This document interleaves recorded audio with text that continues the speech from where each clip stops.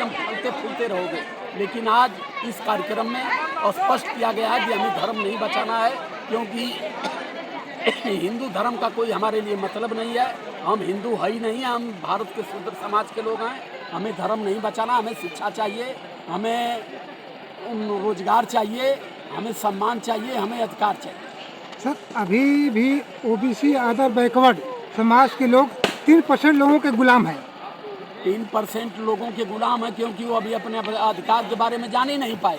वो जानते हैं कि हमको सारा अधिकार ब्रह्मा विष्णु महेश दिए हैं, इंद्र और नारद दिए हैं, दुर्गा और काली दिए हैं। उनको पता नहीं है कि ये सारा अधिकार हमको बाबा साहब अम्बेडकर दिए हैं। हमको तथागत बुद्ध की विचारधारा से भारत में समता पैदा हुई है। इसलिए मैं कह रहा हूँ कि इस देश में हमें न धर्म की जरूरत है, न देवी देवताओं की जरूरत है, न मंदिर की जरूरत है, न मस्जिद की जरूरत है। हमें जरूरत है शिक्षा का, हमें जरूरत है सम्मान का, हमें जरूरत है नौकरी की। अभी ब्राह्मण संघ का अध्यक्ष कोई आया था, हमको मालूम नहीं कौन सा अध्यक्ष है, मगर उन्होंने कहा कि बिना हमारे अदर बैकवर्ड और बैकवर्ड अपने घर में गृह प्रवेश नहीं कर सकते हैं। हम क्यों कर रहे हैं जी? हम इसलिए कर रहे हैं आपसे कि उनको पता है कि ये समाज आज भी गौमूत्र और गौ गोबर पर भरोसा कर रहा है जी। ये समाज दूध पर भरोसा नहीं कर रहा है। इसलिए वो कहा है कि बिना हमारे, चाहे अदर बैकवर्ड हो, चाहे बैकवर्ड हो, चाहे SC ST हो, माइनॉरिटी हो, हमारे सिवा कुछ नहीं होगा। जिस दिन इस भाषा को हमारा समाज जान गया, समाज जान गया, SC ST जान गया, माइनॉरिटी लोग जिस दिन समझ गए इनके पक्ष में, और हम यही समझाने का प्रयास कर रहे हैं, उस दिन उनका घंटा मंदिर का बंद, वो अपना घंटा बजाएंगे, अपना पूजा करेंगे, और फिर उनका राजनीति में एंट्री नहीं है। आपको मालूम होगा कि 2014 से पहले बीजेपी की पूरे भारत में 70-80 सीटें थी। जब अटल बिहारी वाजपेयी यहाँ PM बने तो कितनी मेहनत से बने, और इस देश के OBC को इन्होंने कितना खिला, राम के नाम पर, दुर्गा के नाम पर, धर्म के नाम पर, मजहब के नाम पर, बिरादरी के नाम पर, तब एक बार वो प्रधानमंत्री बन पाए। लेकिन मैं अपने भारत के मूल निवासी समाज से और अपने संपूर्ण भारत के आदिवासी समाज से, पिछड़े समाज से, और जितने भी शोषित समाज है, मैं सभी लोगों से एक बात कहूँगा, ये बड़े मदारी लोग हैं जी। ये जब इनको सत्ता में आना है तो ये धर्म की बात करेंगे, जब इनको सत्ता में आना है तो ये जात की बात करेंगे। ये कभी आपके अधिकार और आपके सम्मान की बात नहीं करते हैं।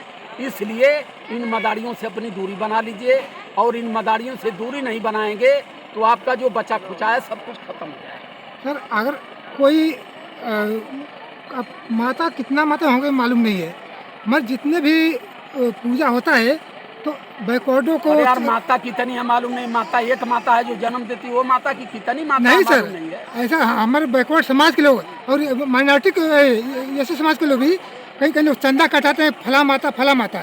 तो इसलिए हम बोले हैं कि पता कितनी माता है, मगर जब पूजा की बात होती है तो हिंदू बन जाते हैं। अगर जिस दिन शादी करने लगा तो बैकवर्ड के लोग कि हम ब्राह्मणों के घर शादी करेंगे, तब क्यों नहीं लोग हिंदू मानते हैं? कारण ये है जी, इस समाज को पशु बना दिया गया। इस समाज को इतनी बुरी तरह से पशु बना दिया गया है। ये समाज जातियाँ खोजता शादी जी, बिरादरी खोजता शादी समय, धर्म खोजता शादी के समय, लेकिन ये धर्म बनाने वाले, जाति बनाने वाले, मजहब बनाने वाले, इनकी गति देखिए।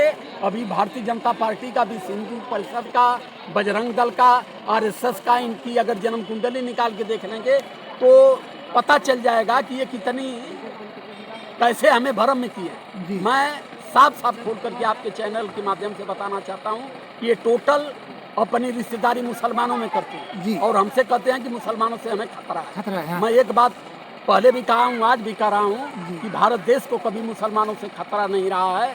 भारत देश को जब जब खतरा हुआ है तो इस देश में 3% ब्राह्मणों से खतरा है। लोग कहते हैं सर, जिस समय राष्ट्रपति अब्दुल APJ कलाम थे, उपराष्ट्रपति हामिद अंसारी थे, तो उस समय हिंदू खतरे में नहीं था, मगर इस समय CM भी और हिंदू, PM भी हिंदू। मैं क्या कर रहा हूँ, मैं ये कह रहा हूँ कि ये लोग मदारी हैं। मदारी जानते हैं, वो बंसुरी और डमरू बजा के, वो गमछा पूर के, वो कहता कि अभी हम सरफ बनाएंगे, एक लकड़ी निकाल के कहता कि नेवला बनाएंगे, दोनों को लड़ाएंगे, सबको एक करके अपनी जंतर बेच के निबुक देता है। तो ये सब मदारी हैं। हमारा समाज आज तक SC ST OBC माइनॉरिटी के लोग इन मदारियों को नहीं समझ पाए। ये जो कहते हैं वो करते नहीं, और जो इनको करना है वो कहते नहीं। क्योंकि मुझे ध्यान है कि जब अटल बिहारी वाजपेयी यहाँ PM बने थे तो उस समय दिल्ली में, सिर्फ दिल्ली में प्रदूषण के नाम पर सारी छोटी छोटी उद्योगों को बंद करा के 18 लाख लोगों को बेरोजगारी की भट्टी में झोंका गया था। अभी ये मदारी जो आया है इधर का, गुजरात वाला, कहा कि मैं चाय बेच के आया हूँ, मैं तो झोला टांग के आया हूँ, मैं फकीर हूँ, निकल जाऊँगा। ये कहा कि मैं हर साल 2 करोड़ युवाओं को नौकरी दूंगा, 15 लाख रुपया दूंगा, नया भारत बनाऊंगा। पूरे 2 साल में कम से कम 10 करोड़ युवाओं को इन्होंने बेरोजगार कर दिया। 15 लाख के नाम पर जो घर में बैठी थी नोटबंदी करा के वो भी ले लिया। तो इन मदारियों को हमारा समाज जिस दिन समझ गया उस दिन ये मदारी भारत में वहीं जाएंगे जहाँ इस समय हम लोग यो करियाँ खइयाँ, नौकरी चाकरी मिल में करियाँ।